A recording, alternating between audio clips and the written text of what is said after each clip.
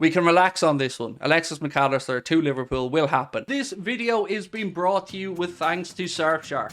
Surfshark is an app or browser extension that allows you to browse websites in other countries and keep you safe and secure from hackers. Surfshark allows you to virtually travel the world with just the tap of a finger. As an example, we here in Ireland can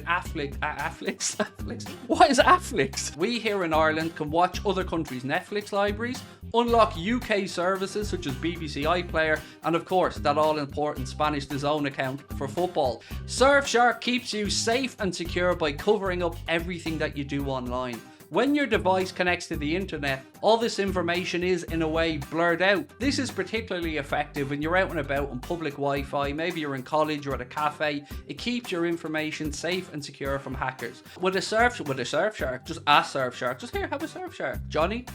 Mildred, Surfsharks? Surfshark allow you to use unlimited devices on just one subscription, meaning if you so wish, you can grant access to your friends and family.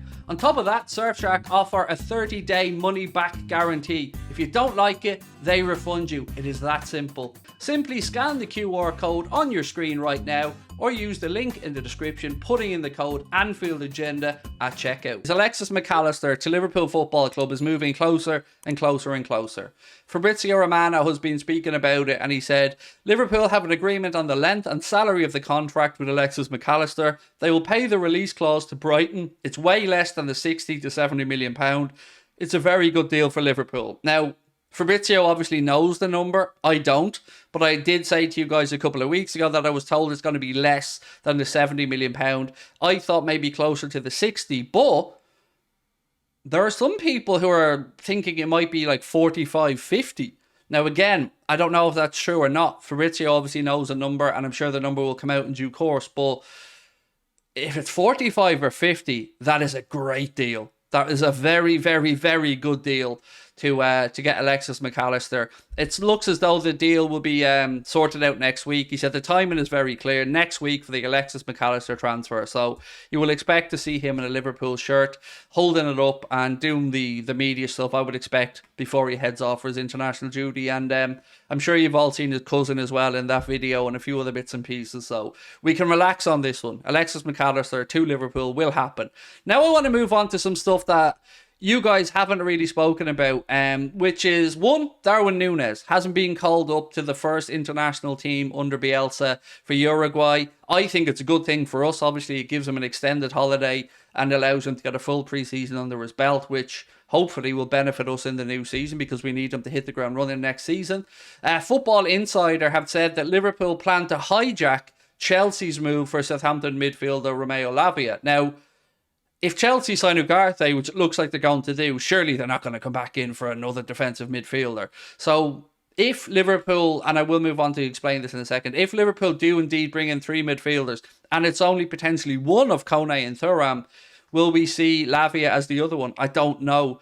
This report goes on to say that Manchester City have a £40 million buyback clause, but that doesn't come into fruition until the summer of 2024.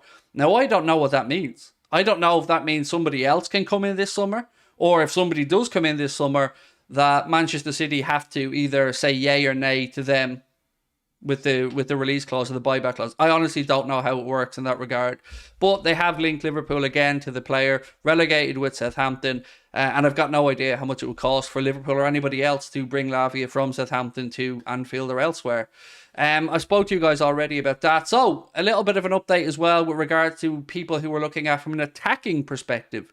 And I said this yesterday, I don't understand why we're looking for attackers. And I'm not going to complain if we bring some more in, but as long as we get the midfielders and the centre-back. But this report coming out of Calcio Mercato, who of course an Italian outlet, say Liverpool will reportedly try to hijack Daichi Kamada's impending move to AC Milan, despite the player being said to have already verbally agreed to joining the Rossoneri. The Frankfurt midfielder scored 16 goals and laid on a further 7 assists for his teammates during the 2022-23 season. And they say that the 26-year-old is out of contract at the end of this month, with the Serie A giants hoping to finalise a deal at the start of next week and fend off reported interest from Anfield. So, the full story's on the Echo if you want to have a read of it for yourself. I don't understand why we're being linked. I think it doesn't make sense to me. I don't know why we're being linked with attackers, but there is another one, and I'm going to move on to speak about who the other one is in a second. But let me know your thoughts on it. Do you think there's anything to this, or is it another one of those scenarios where it's like we beat Liverpool to the signing of this guy? You know, I think that's how I see it. I see our name being thrown around to make it look like there's a last-minute spanner in the works, but AC Milan have again dug deep and done well and got the player. I don't think there's any truth to it, if I'm being really honest with you. Another player coming from Italy who has been linked to Liverpool, and this one's exciting, it's Chiesa. So, they say, and again, it's Gazzetta dello Sport this time, Liverpool and Bayern Munich are interested in signing Federico Chiesa this summer.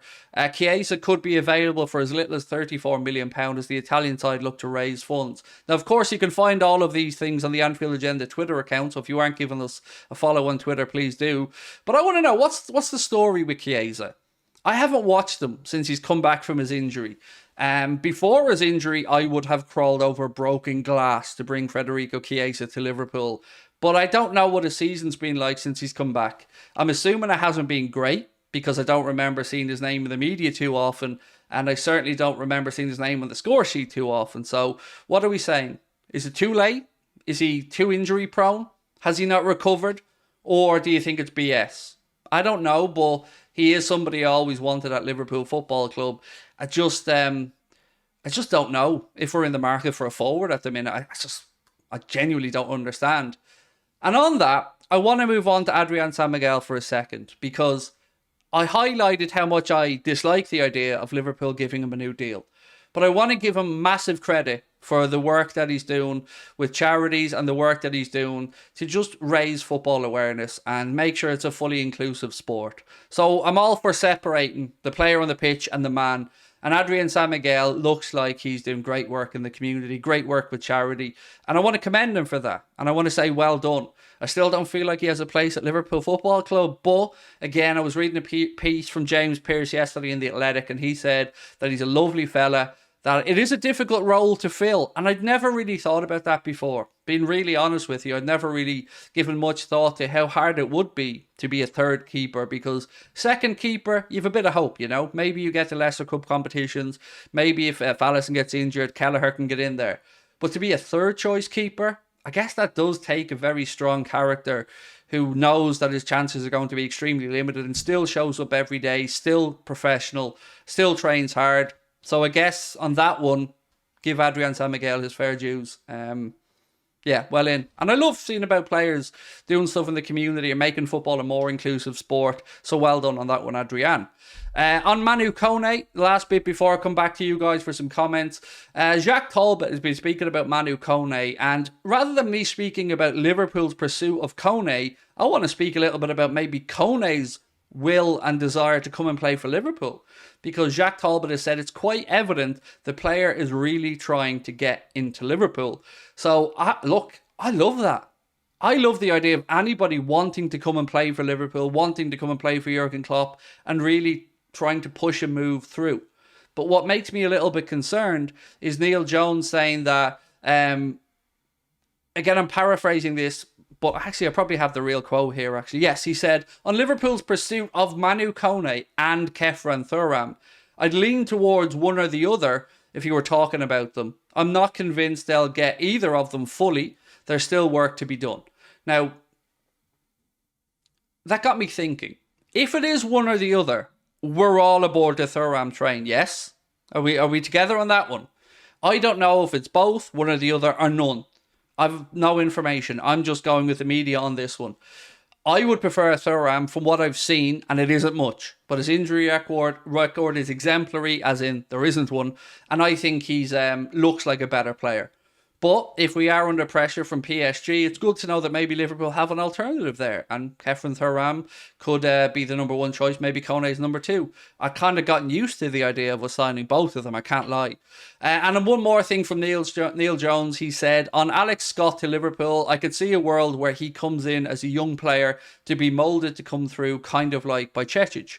And again, I've got no problem if Liverpool want to sign Alex Scott. But he can't be brought in and us be told he's one of the three. No. He can be brought in. He can be one for the future. Absolutely sound. Looks like a great player. but he's not ready for the here and now, and we need 3 midfielders for the here and now. So if it is Alexis McAllister, which it looks like it's going to be, if it is maybe one of Koné or Thuram, who's the third? Who would you like to see? Because I've not seen many more names mentioned. Looks like Mason Mount is off to Manchester United. That looks like it'll gather pace and happen in the next week or so. So over to you. And also, did you read anything into the fact that Timber was at Wembley today? Does that mean that Liverpool aren't going after Jurrien Timber, or is it a coincidence? Was he just there because there was some Dutch involvement in the final? I want to know what you think, because I was bombarded with the question, so I want to know how you feel about it.